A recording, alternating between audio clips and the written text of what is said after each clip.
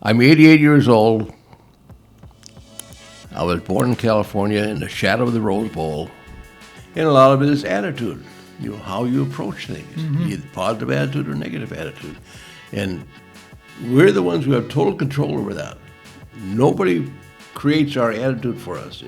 We get up in the morning and decide today's going to be a good day or today's going to be a bad day. All days are good, just some are better.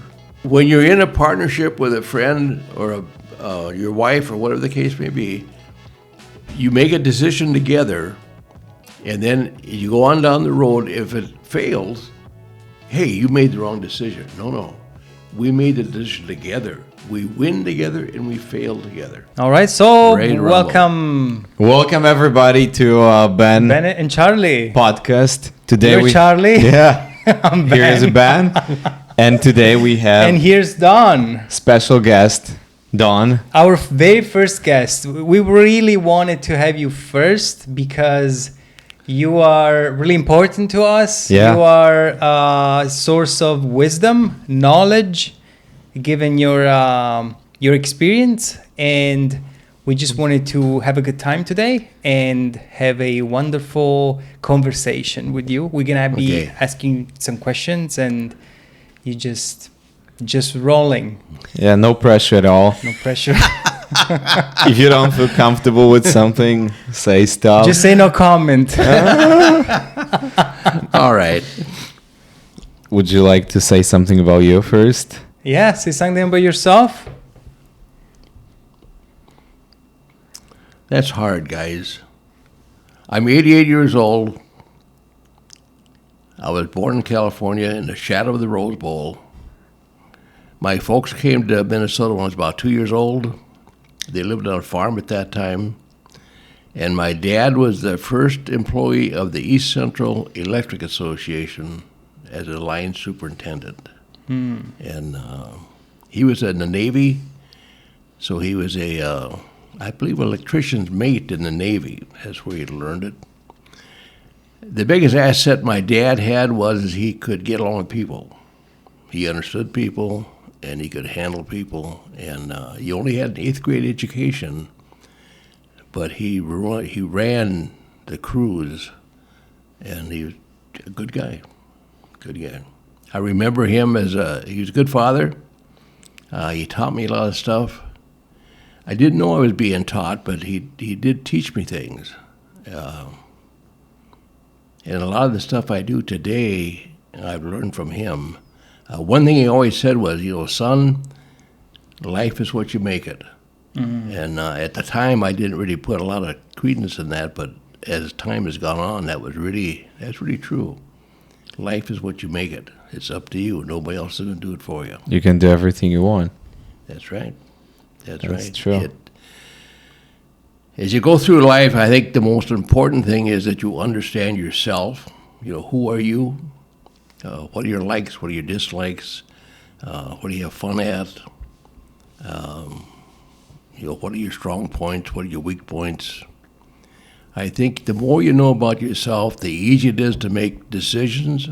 And also, there are things you can change about yourself if you want to do that. When I was younger, I remember we had an aptitude test in high school. And I don't know, I was supposed to be an electrician or something like that. But it wasn't, very rudimentary compared to what it is today. But in my own being, in my own self, I thought, I don't want that. I don't want to have to work with people. I want to do it just by myself. I was kind of a loner. I had friends and things, but still, I felt the best when I was alone. Now, I went to college, spent 5 years, got an engineering degree, and I worked for a big company, and then I worked for a smaller company. And one of the things that really changed in my life was the fella I worked for. He came to me and he said, Don, you should take a Dale Carnegie course. Because I didn't know how to express myself. I couldn't really talk in front of people. Oh, yeah, because you were a loner most of the time. I was you could have, an part introvert. of an introvert. Yeah. He said, you need to take a Dale Carnegie course. And when your boss tells you to do something, you kind of end up doing it. So I took the Dale Carnegie course, and that was probably the thing that really changed me to the point where you can communicate with people better and have conversations. And a lot of things you were scared of, they explained to you. I remember they told me once, everybody has butterflies up in front of a group. Everybody has. But the thing is, when you learn how to make those butterflies fly in formation, then you're okay. Just everybody's got butterflies, but you make them fly in formation. You know what they say? They say, like, if you're in a room, you're about to give a speech, just imagine everybody's naked. That's right. They also tell you, never give a talk about something you know nothing about. Yeah, don't do that. Talk about stuff you know things about. It's easier that's too. true. Yeah. It's easier to talk about something you know. Yes, absolutely. That's why we need to keep going and learning more, Yep. reading, watching some videos, just I becoming think better. as you go through life, try a lot of different things. Even if you don't know if you're going to like it or not, hey, try it. You might like it. You might enjoy it. And if you don't like it, fine. You found out I don't like that. Especially that the world changed, so there's new things coming up. Yes, all the time. So We really live in a world of knowledge right now. I mean, you can go to your smartphone and find out anything. Yeah, pretty much. You got Absolutely these anything. little devices here, and you can just type anything you want, and you have the knowledge of humanity in your palms. That's right. Your fingertips, That's right. a basically. lot of help. Yeah. Yeah. So Things you don't know, ask it. Yeah. It'll give you an answer. And it's phenomenal what you can do now compared to what it was, 50 years ago. Back in those days, So how was America back then when you grew up? Like you've seen different stages of the United States across 8 decades. the we could say. biggest change I have seen is just the press of people. There are just many, many more people today than there was 50 years ago. And it's a gradual thing. You don't notice it, but when you stop and think about it, hey, there's a lot more people now than there was back then. And with the more people, there's a lot more areas where you have conflict. Things could go wrong. I think it's a harder world to live in today than it was back then. But that's, I think we've lost the humanity of it. Like of course, you had isolated groups, right. isolated cities, isolated communities. Right. And there is this, they call it the Dunbar number. Like the number of people you're able to function effectively is around 150. Okay. Beyond that, things start getting out of control. And there's no more that sense of community. So you would say that if you got children, they were raised by the community. You were not just mom and dad. It was pretty much everybody helping everybody Right. raising kids. So I guess the biggest change by having more people is that you got more and more urbanization, more cities, more development. And people, I don't know, but I think that when there's too many people in one place, people start being aggressive and confrontational. What is your take on that? I think sometimes people want their own way. I'm right, you're wrong, so to speak. And do it my way, it's a better way. Rather than, what do you think about this? What do you think about that? Let's work together and find the best between all of us rather than just one person. Did they say my way or the highway developed around your years? Not so much back in the old days, but it certainly is today. You get strong-willed people that want to do it their way. Yeah. And they won't listen to anybody else. And that's one of those things I think people have to learn how to get along with groups of people.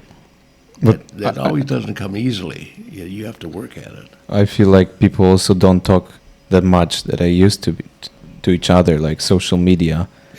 How you feel about that?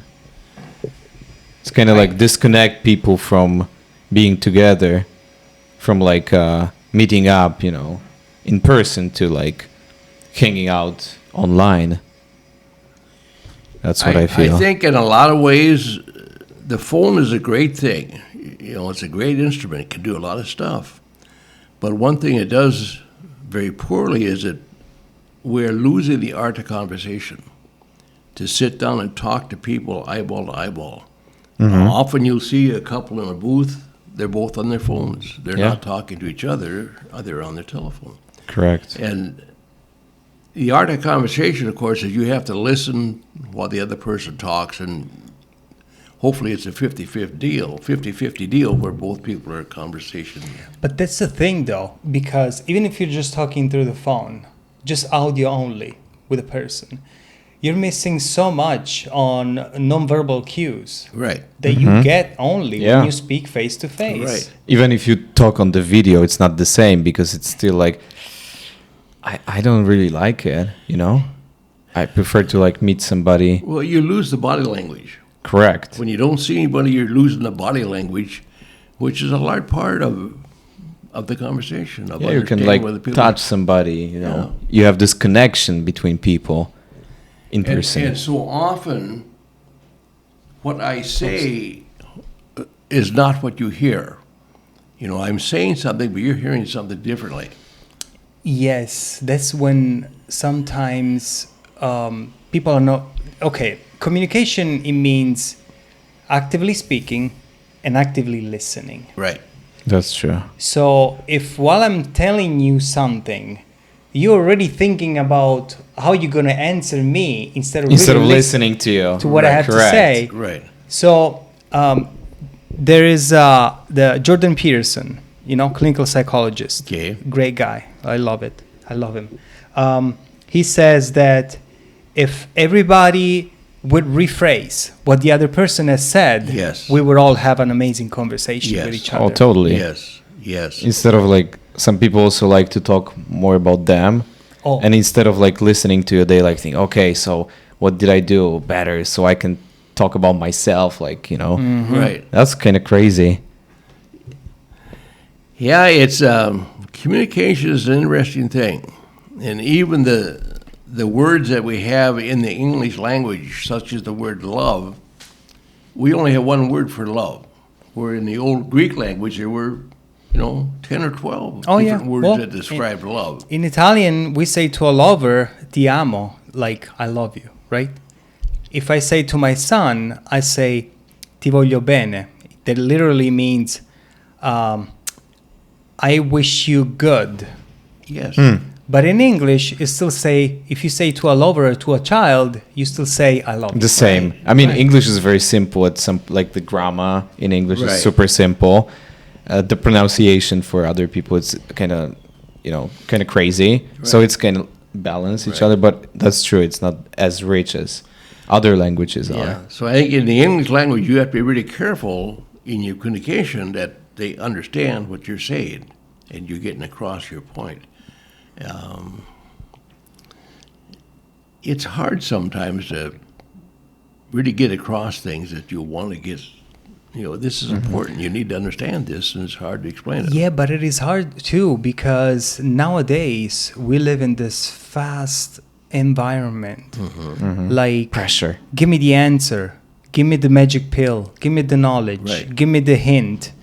There's not really like, let's slow down and have a conversation. That's why we enjoy this format here because it Yeah. allows you to speak and We listen Yeah. to each other. Yeah. They want the It's- answer right away. Yes. I don't want to have to go through the process of learning something. Just like the tell me what it is. texting quick, you Right. know, and Right. it's Like 2 minutes response, right away. Right. But that's the other thing is that like these newer generations, for example, not to be mean or say anything bad, but this is the reality of it. Having this technology, texting is really like common.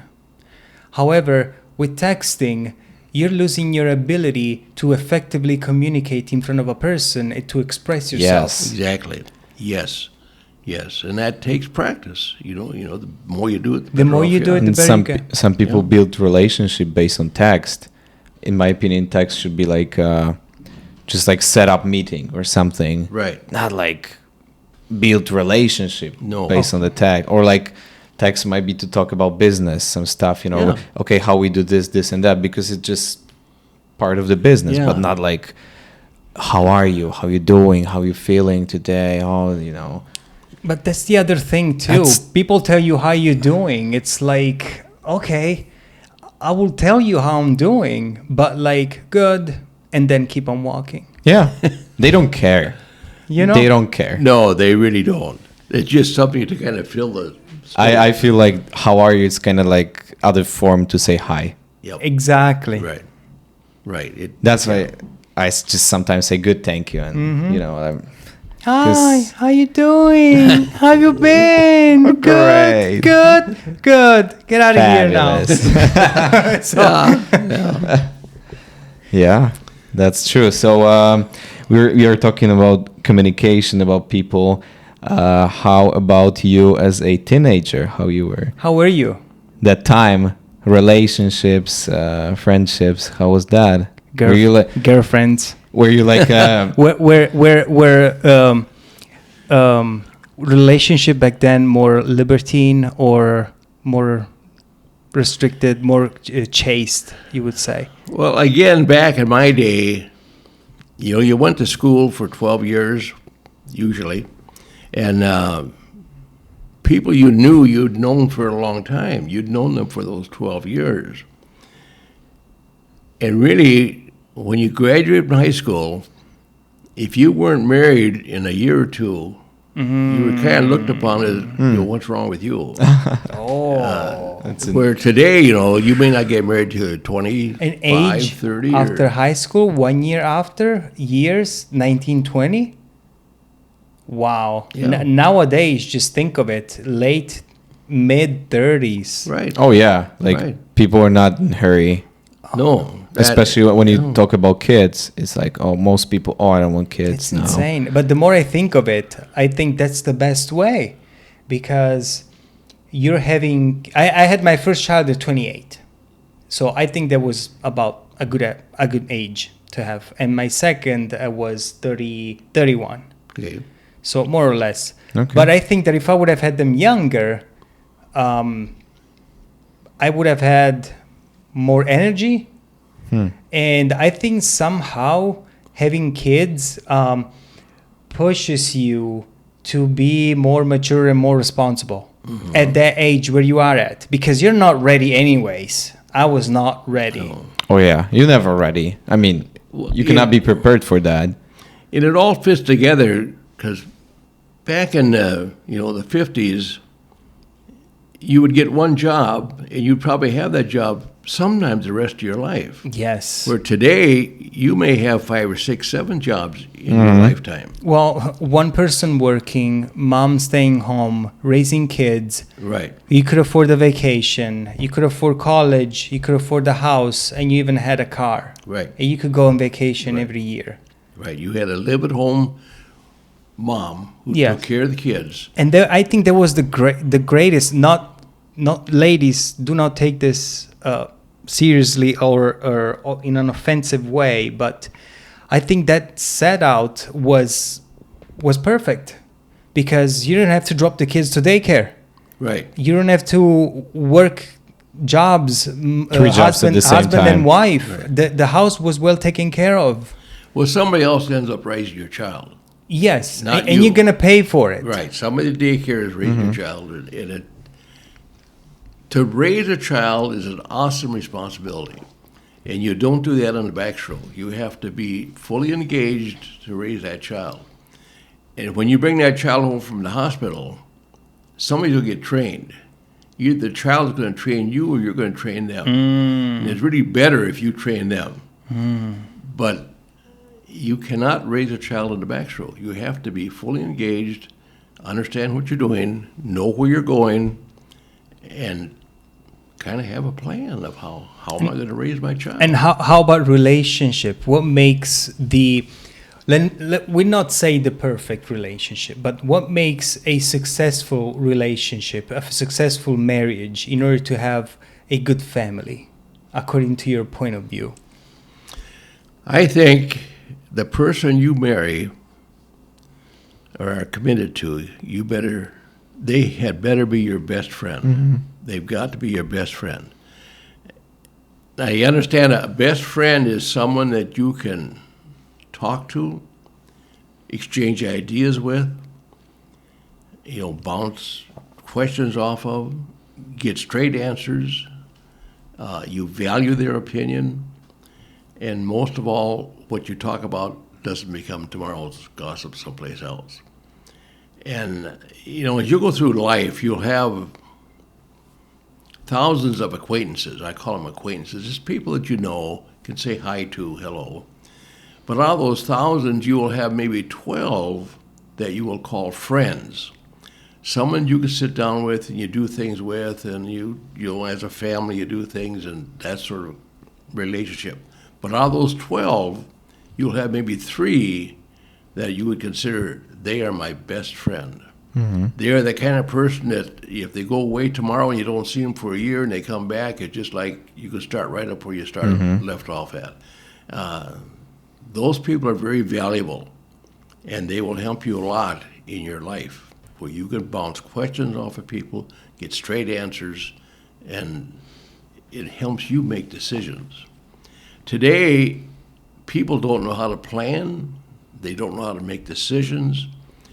They just kind of amble through life and things are happening to them and they're responding. Where I really believe you have to plan your life, react. Plan together. Yeah, plan together, but plan it. What are we going to do? It doesn't mean everything's going to happen bang, bang, bang. Well, you cannot plan everything. Like, yeah, you at least have a direction. That's what I had in. before. I kind of wanted to plan everything, like have straight plan, like 1, 2, 3, this year, this, that. But it's not going to happen. Like, you try different things and something like... Well, shit happens. Right. Yeah, right. Everything. And or you have to be able to, change that. Well, what if you will win lottery tomorrow and win like $1 billion? Like, everything is gonna change. I mean, well, that's pretty much hard to follow the plan if you win $1 billion. Yeah, that's well, the right. thing. So you can have like a synopsis, right? And kind of follow that, but not like. Well, I look at it like a trip. You could be. I'm going to go west. Yeah, I don't know the exact direction yet, but I'm just going to go west. Yeah. And then as you go along, you refine your directions and get there. But you don't pick like Los Angeles, California, just west. Right. Yeah, that's that's a great. You just know the general direction you want to go in, and in order to do that, you have to understand yourself. What are your likes and dislikes? What do you want to accomplish in your life? And remember, there are some things that may take years to come to fruition.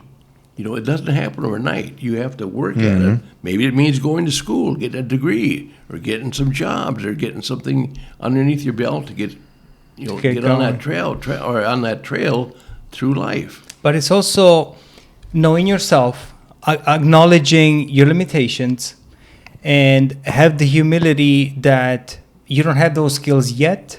Correct. And that you are going to acquire the skills and work towards them. Oh, yeah. Correct. I have a 85-15 rule. 85% of the time you should be having fun. You should be enjoying life, accomplishing what you want to accomplish, but recognize there's going to be that 15% of the time when you're going to be in the valley. That's usually when you're learning something. You don't like it. I don't have any fun here. That's just hard. Just throw it away. But you have to go through that. Yeah. And life is a bunch of mountaintops and valleys. That's just the way it is. So when you're in a mountaintop, recognize there's a valley coming. And when it comes, recognize it. I'm in the valley. I'm learning some things here. I want to get out of the valley, get back on the mountaintop. And you want to spend 85% of your time on the mountaintop, 15% of the time will be in the valley. That's the way life is. Nobody has a perfect life. Don't you think of life as the seasons too, though? Because there's sure it is. Better times and worse. Your life when you're young is there's a moment to sow. There's a moment to absolutely. But you can look at the whole scope of things, and what are we here for?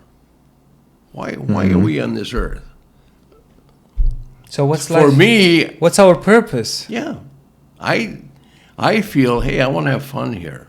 I get one shot, and that's over with. So I want to have fun while I'm here. And how do you have fun? You know, you Yeah. plan things, you get things rolling, and you have fun. But recognize there will be some hard times along the way, too. But somebody else may have a different concept, but that's Don. I want to have fun. I Well, want to enjoy yeah, people. I want totally. to enjoy doing stuff. Everybody wants to have fun. Yeah. But did you really miss the teenager years, like when you were your 20s, 30s? No, you probably don't really have it figured out yet. Mm-hmm.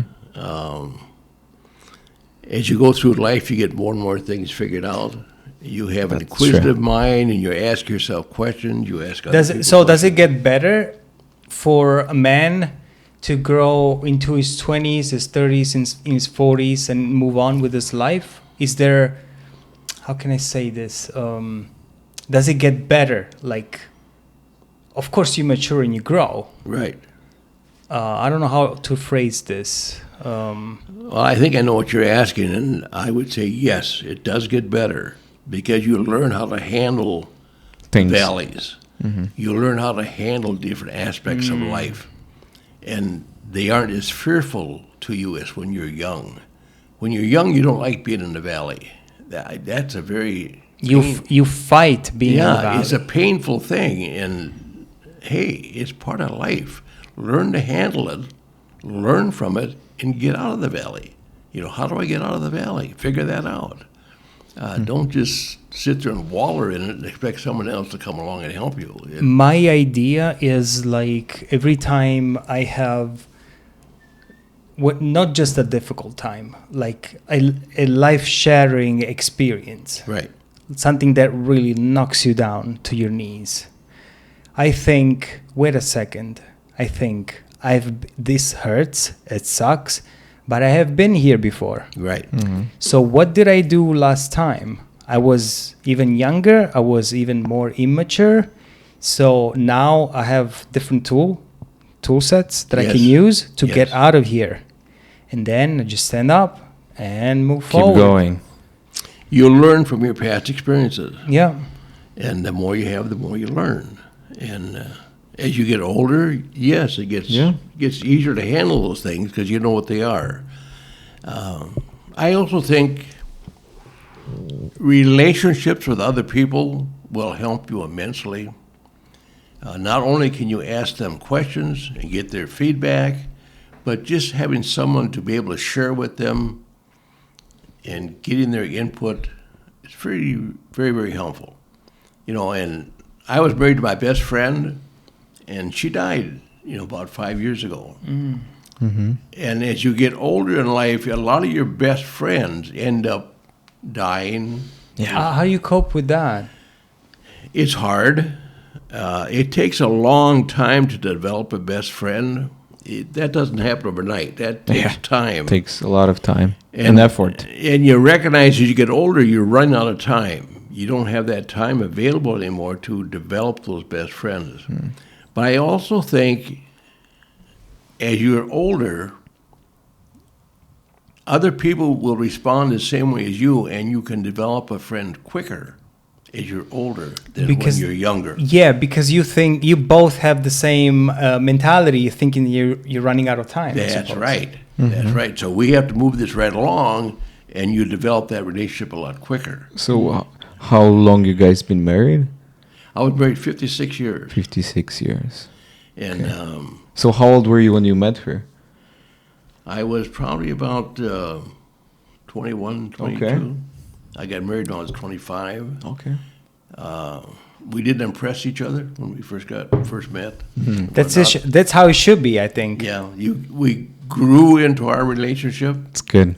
and as you become closer and understand each other better, ask the right questions. So it comes to another question. What is your advice for happy relationship and marriage? What would you say? Like it's Remember, this is really critical. Remember one thing: women think differently than men do. Hallelujah. They think differently, And I think a man tends to quit courting his wife. Once he's married, he figures, aha, I love you. When that changes, I'll let you know. You know what that's called? Taking a person for granted. Exactly. In a relationship, because Exactly. I know you're going to be here tomorrow. Right. I know you're going to set up the laundry room. I know you're going to cook, you know, so the expectation of it. Taking them for granted. And that's death of a relationship. Oh, That's yeah. what I Oh, learned. You want to always keep courting. You know, bring them flowers when they don't But that expect goes it. both ways, though. Sure it does. Doesn't have to be Sure the it man does. alone. No. So every day, see that person with fresh eyes. You know, Yep. Yes. it can be challenging. I understand that. You know, Yep. but like, you need to find ways because that's true. That's how you keep a relationship alive. And give them a hug for absolutely no Yeah. reason. Yeah, or buy them flowers when it's not Valentine's Day. Right. Yeah. Right. Or take to the The dinner. restaurant, Yeah, yeah. just spend Or- some time Or and gee, I did something wrong. Here's some flowers. You know, you don't want to do that. You know, you always want to court your So wife. you said, "Gee, I did something wrong. Here are some flowers." Right. Okay. How long does it have to go before she does the same for you? Well, you have to have a good working relationship, and Oh, you know, and just that's say- part of being the best friend. Okay, yeah, It's part of being the best friend. You know, you make mistakes, so you recognize, hey, you're going to make a mistake. You know that we're not perfect. We do that. we are not. Absolutely. And I was reading this thing once. They say we come together as two imperfect beings, we with our vulnerabilities, our fears, our challenges. When we get together, we both will know about these vulnerabilities that we both have. Right. And together we make a relationship. We create something that makes both our lives better. Right. Exactly. grow together. Yeah. Right. Right. Yeah. It just. I think you know after you're married, you should still have date night. You know, Yeah. at least once a month, have a special deal. Without any like Valentine's Day, just Just go out and right. Just go out enjoy, and have a good dress time. up, you know. Get a babysitter, take care of the kids. Maybe Yeah. you want to spend a night, you know, at a motel someplace. Just, I mean, do something special at least once a month. And then when you have children, we used to call it family night. You have one day a week as family night. Nothing takes precedence over family night. We will all be together. We'll have a meal together. We'll sit and talk and chat and have a good time as a family and communicate. We would even have planning sessions like once a year, sit down with our kids and talk about these are our plans for this coming year. These are where we're going to go, want to go on vacation. We would maybe make a wish list. If things really go good, maybe we can do this, maybe we can do that. But get the kids involved so they are part of the planning process. And anticipation is half the fun. You know, if they are anticipating a trip someplace, talk about it. You know, have a good time. Get pictures out and look at where you're going to be going and get the anticipation going so they're really excited. That's a good deal. So make special events for the family, but also for mom and dad, too. Special things. Only for mom and dad. Yes, Yeah. only mom and dad. Kids are stay at home. But those things need to be planned, worked on, and make them happen. Don't let things happen. Make it happen. Yeah. And a lot of families don't do that. They're too busy doing their own thing, and the things that are really important for their own well-being, it falls by the wayside. And pretty soon you got a major problem that you're dealing with. Yes. And those are not fun. So how many kids do you have? I have two boys, 2 boys. Okay. and How old are they? well, that's a hard question. You know, mom and dad are always mom and dad, and kids are always kids, but the Yeah. kids may be 60 years old, you know. Yeah. But my older son, I think, is around 60, and my younger son's around 56, something like Okay. that. But, Nice. and it isn't, they still call, check on dad. and see That's what he's awesome. doing, and that's good. I recognize also I'm out of the loop at a lot of things, and I don't have to be in the loop. That's okay. That's fine. But, they do check and just kind of how things go on. You have to live your own life. You can't live your life through somebody else. You have to live your own life, but you can enjoy other people and enjoy what is happening to them and the success that they're having. Well, wish them well. Yes, It's like absolutely. yeah, you said something really that's important. You cannot live somebody else's life, and you cannot make someone live the life that you want for them. Exactly. They need to figure it out. Yeah. So they need to. Yeah. Well, you can. So that comes to raising children, right? You wanna direct them toward the right path, and still make sure that they don't screw up. Right. But that comes to there's a balance that you have to play. In my experience is that I had a very difficult childhood, like terrible childhood, and I find myself father today, and I want my kids to avoid all the bad things that were done to me, and I want to be the perfect dad that I wanted to have when I was little. So that's the best that I want for them. At the same time, though, I'm afraid that I shelter them too much, and I don't let them have that little challenge that they need to grow at the same time. You know what I'm saying? Yes. So it's very difficult.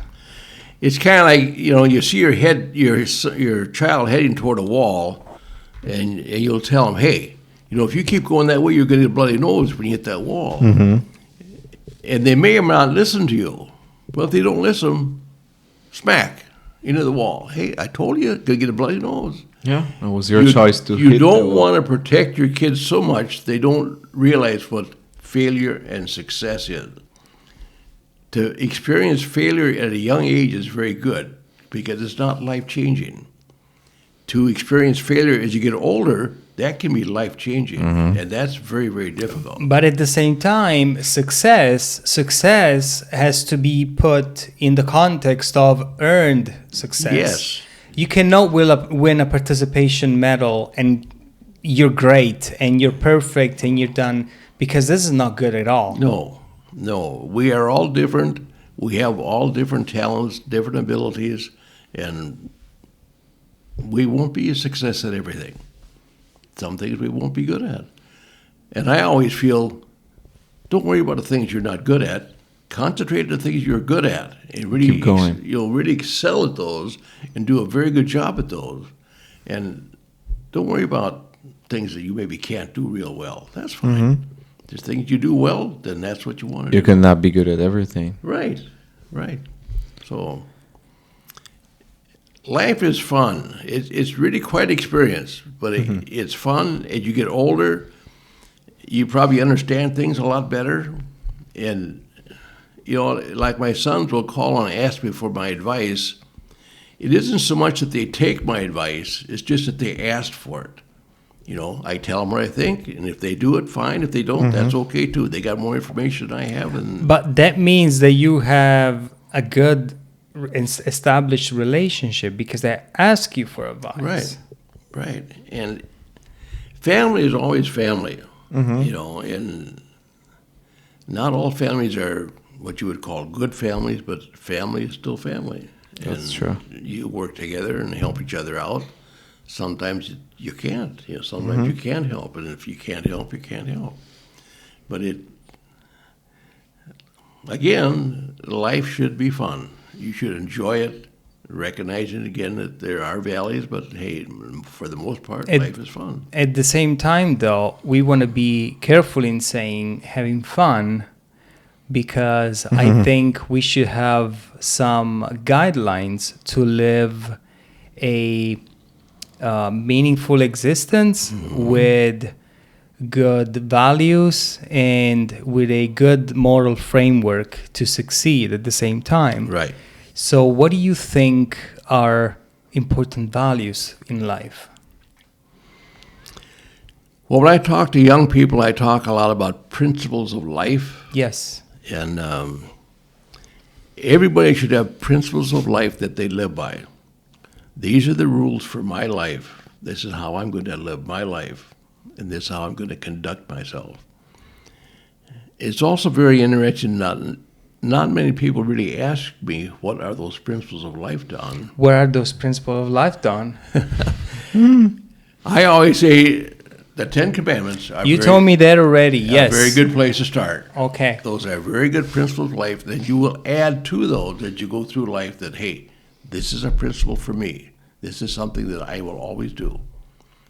But they're all different for different people. But you need to have principles in your life that you live by. And that the way you relate to other people and the way you expect them to relate to you, your principles of life. So, Charlie, you had a very extensive Roman Catholic education when you were Yeah. younger. Okay. And I guess you have the Ten Commandments drilled in your mind because you had to act on those because you were learning from them. Yes. There Do was you a think- tradition. Do you think, other than the tradition, now that you're older, they were a good basis for the principles that Don is talking about? I would say mostly yes. I've learned, like, I've been shown, like, many good values, family, love. Through church Yeah, learnings, yeah. teachings. Yeah. From my personal experience, I cannot say bad words about that. You know, I didn't have any bad experience, or like they just taught me good things. I met very nice people. So I know that it's a lot of shit going on and I don't support that. But as I said, I met many Well, nice people, you know, and I learned many values, where especially is the good that you take from that experience, from those teachings? especially to respect people and to give them as much love as I can, you know what I mean? And not hurt people. That was like the values shown. Like, so now whatever I do, I have this in back of my head that what if I make somebody feel bad, you know? It's always behind my head. So I'm always trying to like take care of people and make sure they're good. It's kind of like what But- I've been learned. So, a word of advice to be afraid of offending people, right, Don? You still, whatever you're going to say, in a way or another, in It any might- color, in any language, in any people, whatever you say, there's somebody that is going to get offended. Yeah, that's true. So, you cannot please everybody. No. Or you never cannot please everybody So in anything. that means that you need to be able to speak what you believe you want to say, because if you express your thoughts, you express part of yourself to others. Right. Totally. So you might not want to be afraid any longer to express yourself and make Yeah, people so feel comfortable. I change a lot. I as know well. there's a lot of good in that.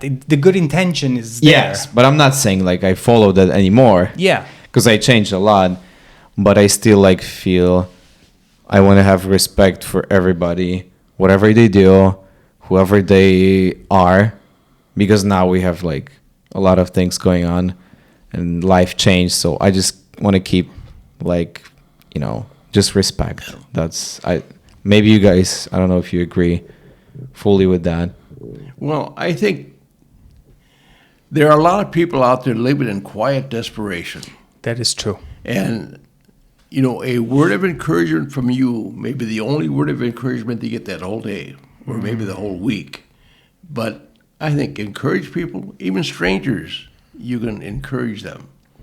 And it may be the only encouraging remark they ever get. But there are people living in quiet desperation, and you don't know who they are. And I know if you're in a restaurant and I see a mother come in that's got maybe 3 or 4 kids, I mean, that's a real effort for her to get all those children ready, For sure. take them to the restaurant, you know, spend time with them. And if the kids are well behaved, I'll always walk up and say, hey, you're doing a good job. Oh, yeah. Those kids are very well behaved. And believe me, those words will not go unnoticed. No, You will fill the heart of that person. No, see, Yeah. you're expected to do that. That's what you're supposed to do. And when someone acknowledges, hey, Dad, you're doing a good job. Yeah, you're expected to do a good job. Therefore, why should I compliment you on that? Yeah. You know? So just a little word here and there, be a positive Yeah. person. And Speaking about the words, I will never forget what you told me before.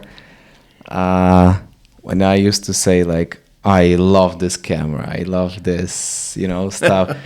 So Don always says he loves people and like things. right. Can you tell us more about that? Well, I think It's just like it ruined my mind because whenever now I want to say like, I love this pizza, I'm like, hey, do you actually love this pizza? Or you like it so much? for me, the word love is a very important word. It isn't something you throw around haphazardly. When you tell someone you love them, hey, that's a major, major deal. Yeah. And I always also say, when someone tells you, hey, I love you, first thing you should say is, what does that mean? What do you mean when you say You that? want to know too much? No. Yeah. What I'm hearing can be entirely different than what you're saying. That is true, though. Yeah. If you ask that person if you're well acquainted with that, let's not call it acquainted, but if you're really deep into a relationship with that person and you ask this, what does it mean? Right. I tried this, and she says, "What do you mean? What does it mean every time you tell me that you love me?" Yeah. And then if you keep on asking that question, you will go deep. Yeah. You will go deep in Yeah. that. So that's why I say you love people, you like things. And That's very unique It because is. we hear like in everywhere now, like, oh, I love this. I love your shirt. I love your shirt, or yeah, I love your dress, so beautiful. You know what I'm saying? yeah. That's very interesting. Yeah. So you mentioned that you come up to like the mother say, good job with the kids. So what would be your advice to young people raising kids? Because there's so many kids out there and Well, there's so many kids that they don't behave well. Well, no. I mean, it's not up to the kid, I would say. It's up to the adult to guide the kid. Yeah, especially when you have TikTok. However, certain circumstances, life, family circumstances, single motherhood, single fatherhood, make it difficult to have that child come up in a different way. Right. So, what would you say to that?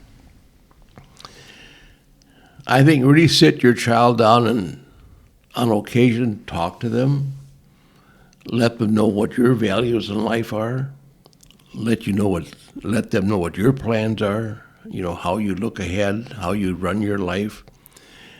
A lot of things are caught rather than taught.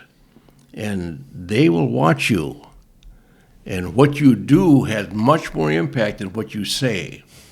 If you say one thing and do something different, they're going to be confused. They will watch what you do and how you live your life. And kids are just like a big sponge. They will soak up everything. Yeah. And they'll soak up the bad stuff just as well as the good stuff. So you have to make sure that they can figure out what's good and what's bad. Just because somebody says something doesn't mean that's a good deal. How do you evaluate whether it's a good deal? And that's part of your training of your children to think, and to put stuff together. That's why I don't feel good when I see like 5-year-old kids playing TikTok and watching because it's like so popular now, and I don't think many parents they control that. You're too young to engage in that. It's and they watch all bunch of stuff, and like, what is gonna be in 5 years? You know what I mean? Yep. How the world's gonna look in 20 years? My thing is, the most important thing that you can teach to a child is to make a distinction between what is good and what is bad, Right. because that develops a young person mind at an early age, saying that if you torture the dog, it's bad. You don't do that. You need to be empathetic. You need to feel what the dog feels, Right. and imagine what the dog feels. So you don't want to imagine if that's done to you. So teach that feeling. You know what I'm saying? Right. And by doing something good. So my daughter was last year She was playing in the playground at school. She found Michaela. She found $20 bill. She took the $20 and brought it to the office. A kid turned up and said, "That's my $20." The next day, the kid comes back and brings a card written from the parent saying, "Thank you. You've Wow. done a very good thing today." That's awesome. I took $20 and I gave $20 to my kid. I Wow. say, you see, it's very good to Good be things are coming back. to be Yeah. good. Yes. So Yeah. you're teaching principles of life. So just imagine Great. that. yeah.